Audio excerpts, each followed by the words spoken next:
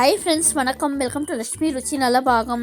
எல்லோரும் எப்படி இருக்கீள்? இன்னைக்கு இந்த வீடியோவில் நம்ம பார்க்க போகிறது சிவசக்தி அம்சம் நிறைந்த ஐப்பசி அன்னாபிஷேகம் என்றால் என்ன, அன்னாபிஷேகம் செய்யும் நேரம், வீட்டில் அன்னாபிஷேகம் செய்யும் முறை, அன்னாபிஷேகத்தின் போது சொல்ல வேண்டிய மந்திரம், இதெல்லாம் தான் இந்த வீடியோவில் ஷேர் பண்ணியிருக்கேன். இப்போ தான் நம்ம சேனலில் புதுசாக பார்க்குறவாளாக இருந்தால் லட்சுமி ருச்சி நலபாகம் சேனலுக்கு மறக்காமல் சப்ஸ்கிரைப் பண்ணிக்கோங்க. பக்கத்தில் இருக்க ஆல் பெல் சிம்பிளை கிளிக் பண்ணிக்கோங்க. அப்போ தான் நான் போடுற வீடியோஸ் எல்லாம் நோட்டிஃபிகேஷனில் வரும். வாங்கோ வீடியோக்குள்ளே போகலாம்.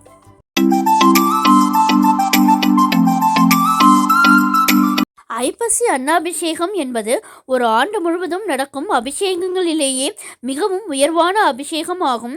சிவபெருமானுக்கு எத்தனையோ பொருட்களால் அபிஷேகம் செய்தாலும் வருடத்தில் இந்த ஒரு நாளில் மட்டும் லிங்க திருமேனிக்கு அன்னத்தால் அபிஷேகம் செய்வது மிக உயர்ந்த அபிஷேக பலனை தரும். ஐப்பசி மாத பௌர்ணமியில் சிவபெருமானை அன்னாபிஷேகம் செய்த திருக்கோலத்தை தரிசிக்கும் புண்ணியம் பல பிறவிகளுக்கும் நம்மை தொடர்ந்து வரும். இந்த நாளில் அன்னாபிஷேகத்திற்கு அரிசி, காய்கறிகள் வாங்கி கொடுப்பது சிறந்தது.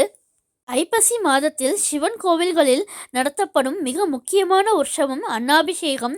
இந்த நாளில் சிவனுக்கு படைக்கப்படும் ஒரு பருத்தை அன்னமும் ஒரு சிவலிங்கத்திற்கு சமமாக கருதப்படும்.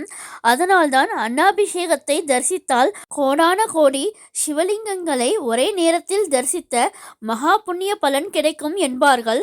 அது மட்டுமல்ல, அன்னாபிஷேகத்தை தரிசனம் செய்பவர்களுக்கு மட்டுமல்ல, அவரது தலைமுறைக்கே அன்ன தட்டுப்பாடு என்பது ஏற்படாது. அப்படிப்பட்ட மிகப்பெரிய புண்ணியத்தை தரக்கூடியது ஐப்பசி மாத பௌர்ணமியும் அஸ்வினி நட்சத்திரமும் இணைந்து வரும் நாளில் நடத்தப்படும் அன்னாபிஷேகம். வீட்டில் அன்னாபிஷேகம் செய்யும் முறை. அன்னாபிஷேகம் நடைபெறும் நாளில் கோவிலுக்கு சென்று தரிசனம் செய்வது சிறப்பு. கோவிலுக்கு செல்ல முடியாதவர்கள் வீட்டிலேயே சிவலிங்கத்திற்கு அன்னத்தால் அபிஷேகம் செய்து வழிபடலாம். வீட்டில் இருக்கும் கருங்கல், வெள்ளி, பித்தளை, செம்பு, ஸ்படிகம் போன்ற பொருட்களால் ஆன லிங்கத்திற்கு மட்டுமே அபிஷேகம் செய்து வழிபட வேண்டும். மற்ற பொருட்களால் செய்யப்பட்ட சிவலிங்கத்திற்கு அபிஷேகம் செய்து வழிபடக்கூடாது. வீட்டில் இருக்கும் சிவலிங்கத்திற்கு சுத்தமான தண்ணீர், பால், தயிர், பன்னீர், விபூதி, சந்தனம், இளநீர் என எந்த பொருட்கள் உள்ளதோ அவற்றை கொண்டு அபிஷேகம் செய்த பிறகே அன்னத்தால் அபிஷேகம் செய்ய வேண்டும். அன்னாபிஷேகம் செய்யும் நேரம். இந்த ஆண்டு ஐப்பசி பௌர்ணமி அன்னாபிஷேகம் நவம்பர் 15ஆம் தேதி வெள்ளிக்கிழமை வருகிறது. காலை 6 மணி முதல் 10:20 வரை, பகல் 12:10 மணி முதல் 1:10 மணி வரை, மாலை 4:35 மணி முதல் 6 மணி வரை அன்னாபிஷேகம் செய்து வழிபடலாம். அன்னாபிஷேகம் செய்யும் முறை. வீட்டில் இருக்கும் சிவலிங்கத்தை ஒரு தட்டு அல்லது வாழை இலையில் வைக்க வேண்டும். லிங்கத்தின் அளவிற்கு ஏற்றாற்போல் பச்சரிசியால் சாதம் வடித்து ஆற வைத்து பிறகு லிங்கத்தின் திருமேனியின் மீது முழுவதுமாக அன்னத்தால் போர்த்த வேண்டும். மேலிருந்து கீழாக அன்னத்தை சிவலிங்கத்தின் அனைத்து பகுதிகளும் முழுகும்படி போர்த்த வேண்டும். பிறகு மீதம் இருக்கும் அன்னத்தை கைகளால் எடுத்து லிங்கத்தின் மீது போட்டு அபிஷேகம் செய்ய வேண்டும். அதோடு காய்கறி, பழங்கள், இனிப்பு வகைகள் என எந்த உணவுப் பொருளாக இருந்தாலும் அதை சிவனுக்கு நைவேத்தியமாக படைத்து வழிபடலாம். அன்னாபிஷேகத்தின் போது சொல்ல வேண்டிய மந்திரம். சிவலிங்கத்திற்கு அன்னாபிஷேகம் செய்த பிறகு அன்றைய தினம் சிவபுராணம் படிப்பது சிறப்பு. மற்ற நாட்களில் சிவபுராணம் படிப்பதை விட அன்னாபிஷேகம் செய்த நேரத்தில் சிவபுராணம் படிப்பது பல மடங்கு அதிக நற்பலன்களை தரும். அதேபோல் சிவனின் அஷ்டோத்திரம், லிங்க அஷ்டோத்திரம் சொல்லி வழிபடலாம். எதுவும் முடியாதவர்கள் ஓம் நமச்சிவாய என்னும் பஞ்சாட்சர மந்திரத்தை 108 முறை சொல்லி வழிபடுவது சிறப்பு. சிவனுக்குரிய மந்திரங்களை சொல்லி வீட்டில் செய்திருக்கும் இந்த அன்னத்தில் எழுந்தருளி அருள் செய்ய வேண்டும் என சிவபெருமானிடம் மனதார வழிபட வேண்டும். அன்னம் இறைவனின் அம்சமாக விளங்குவதாக வேதங்களும் புராணங்களும் கூறுகின்றன. அன்ன பிரம்மா, அன்னதாதா என்றெல்லாம் ஈசனை வழிபடுகிறோம். அன்னமே உயிருக்கு ஆதாரமாகவும் விளங்குகிறது. எனவே இந்த விழா சங்ககாலம் தொட்டே தொன்று தொட்டு கொண்டாடப்படுகிறது. ஈஸ்வரன் சூரிய வடிவம், அம்பாள் சந்திர வடிவம் என்கிறது வேதம். இதனால் சந்திரனின் தானியமான நெல்லிலிருந்து கிடைக்கும் அரிசி அம்பாள் அம்சம் என்றாகிறது. நெல்லிலிருந்து கிடைக்கும் தரிசிக்கும் அரிசியின் வடிவமாக திகழும் அம்பாள் ஈசனை சேரும் நாள் ஐப்பசி அன்னாபிஷேக நாளாக அமைகிறது. இந்த திருநாளில் ஈசனை தரிசிக்கும் தம்பதிகள் இல்லறத்தில் ஒற்றுமையாக வாழ்வார்கள். அன்னாபிஷேக தினமான ஐப்பசி பௌர்ணமி நாளில் சந்திரன் மேஷராசியில் சஞ்சரிப்பார்.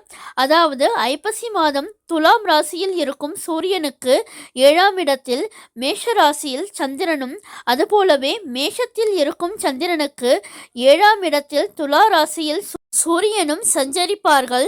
இதனால் இந்த நாள் விசேஷமான சிவசக்தி தினமாக போற்றப்படுகிறது. புண்ணியம் தரும் துலா மாதமான ஐப்பசியில் வரும் பௌர்ணமி தினத்தில் சிவபெருமான் ஆனந்த நிலையில் யோகத்தில் ஆழ்ந்திருப்பார். அந்த நாளில் அவருக்கு செய்யப்படும் அன்னாபிஷேகம் அபிஷேகங்களில் எல்லாம் உயர்ந்ததாக போற்றப்படுகிறது.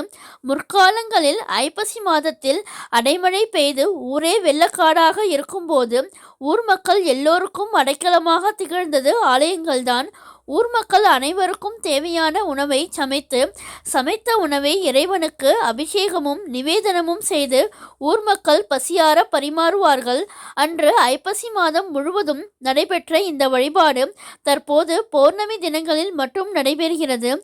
ஐப்பசி பௌர்ணமி தினத்தில் நிலத்தில் அறுவடையான புது நெல்லை குத்தி புடைத்து அதை அவித்து வடித்து அன்னம் சமைப்பார்கள். இந்த அன்னத்தை சிவனுக்கு அபிஷேகம் செய்து அன்னத்தாலும் காய்கனிகளாலும் அலங்காரம் செய்வார்கள். பின்னர் அந்த அன்னம் பக்தர்களுக்கு பிரசாதமாக அளிக்கப்படும். இந்த அன்னத்தை புசிப்பவர்கள் சகலவித பாக்கியங்களையும் பெறுவார்கள். பசியே எடுக்காதவர்கள், பசித்தும் வேண்டிய அளவுக்கு அன்னம் கிடைக்காதவர்கள் எல்லோரும் அன்னத்வேஷம் எனும் தோஷத்தால் பீடிக்கப்பட்டவர்கள் என ஞான நூல்கள் கூறும். அவர்கள் இந்நாளில் ஈசனை வழிபட்டு அன்னப்பிரசாதம் உண்டால் நலம் பெறுவார்கள். இந்த நாளில் அன்னமிடுவதும் அன்னாபிஷேகத்திற்கு சிவாலயங்களுக்கு நிவேதன பொருட்கள் வாங்கி கொடுப்பதும் பாவதோஷ நிவர்த்தியை அளிக்கும் என்கின்றன ஞான நூல்கள். தெய்வ அம்சமான அன்னத்தை வீணாக்கக்கூடாது, அது உழவர்கள் அழைத்த அருட்கொடை என்பதை வலியுறுத்தவுமே ஆதிகாலம் தொட்டு இந்த விழா நடத்தப்படுகிறது. சோறு கண்ட இடம் சொர்க்கம் என்ற பழமொழி ஒன்று உண்டு. அதன் அர்த்தம் சோறால் அபிஷேகிக்கப்பட்ட ஈசனை கண்டால் சொர்க்கம் என்பதே என்பார் வாரியார் சுவாமிகள். பக்தர்கள் உண்டது போக மீதம் இருக்கும் அன்னம் அந்த ஊரில் இருக்கும் குளம், ஏரிகளில் கரைத்து விடப்படும். அந்த அன்னம் மீன்களுக்கு உணவாவது மட்டுமின்றி நீரினால் உண்டாகும் நோய்களை நீக்கிவிடும் என்பதும் நம்பிக்கை. மீன்கள் பெருகினால் அந்த நீரின் மாசுக்கள் நீங்கிவிடும் என்பது அறிவியலும் கூடத்தான். இப்படி மெய்ஞானம், விஞ்ஞானம், ஜோதிடம் என எல்லா சிறப்புகளையும் கொண்டது இன்று சிவாலயங்களில் நடைபெறும் இந்த அன்னாபிஷேக திருவிழா. ஐப்பசி பௌர்ணமி அன்னாபிஷேகத்தின் சிறப்புகளை பற்றி இப்பொழுது பார்க்கலாம். ஐப்பசி பௌர்ணமி நாளில் சிவனை தரிசித்தால் சொர்க்கத்திற்கு போகும் வரை சோறு கிடைக்கும். ஐப்பசி மாத பௌர்ணமி தினத்துக்கு மட்டும் தனிச்சிறப்பு உண்டு. அன்றுதான் சந்திரன் தனது சாபம் முழுமையாக தீர்ந்து 16 கலைகளுடன் முழு பொழிவுடன் தோன்றுகிறான். ஐப்பசி மாத பௌர்ணமி தினத்தின் போது சந்திரன் பூமிக்கு நெருக்கமாக வந்து அதிக பொலிவுடன் தோன்றுவான். திங்கள் முடி சூடியவருக்கு மதி முழுமையான ஒளியுடன் இருக்கும் நாளில் சிறப்பு வழிபாடு செய்வதுதானே சிறப்பு. நவகிரகங்களில் சந்திரனுக்கு உரிய தானியம் அரிசி என்பதால் அன்று சிறப்பு வழிபாடாக ஈசனுக்கு அன்னாபிஷேகம் செய்யப்படுகிறது. இந்த அன்னாபிஷேகத்தை தரிசனம் செய்து உணவை சாப்பிட்டால் அன்னதோஷம், அன்னத்வேஷம் நீங்கும். அன்னம் பரபிரம்மம் என்று கூறி உணவை இறைவனாக பாவிப்பது நம் இந்து தர்மம். உடலை வளர்ப்பது மட்டுமல்லாமல் உள்ளத்தையும் வளர்ப்பது அன்னம்தான். கல்லினுள் வாழும் தேரை முதல் கர்ப்பப்பையில் வளரும் உயிர் வரை அனைத்து உயிர்களுக்கும் உணவு அளிப்பவன் ஈசன். அதனால் அன்னத்தை பற்றி அகமன்னம் அகமன்னம் அகமன்னதோ என்று சாமவேதத்தில் குறிப்பிடப்படுகிறது. எங்கும் நிறைந்திருக்கும் பரம்பொருள் அன்னத்தின் வடிவில் இருக்கிறான் என்பதே இதன் பொருள். அன்னம்தான் உலகில் வாழும் உயிர்களுக்கு அடிப்படை. உயிர்களை படைத்ததோடு மட்டுமல்லாமல் அவை உண்பதற்கான இறையையும் படைத்தருளிய இறைவனுக்கு நன்றி கூறும் விதமாக ஐப்பசி மாத பௌர்ணமி தினத்தன்று அன்னாபிஷேகம் செய்கிறோம். காசி அன்னபூரணி சிவபெருமானுக்கு அன்னமிட்ட தினம் ஐப்பசி மாத பௌர்ணமி ஆகும். அதனால்தான் சிவபெருமானுக்கு ஐப்பசி மாத பௌர்ணமி தினத்தில் அன்னாபிஷேகம் செய்விக்கப்படுகிறது.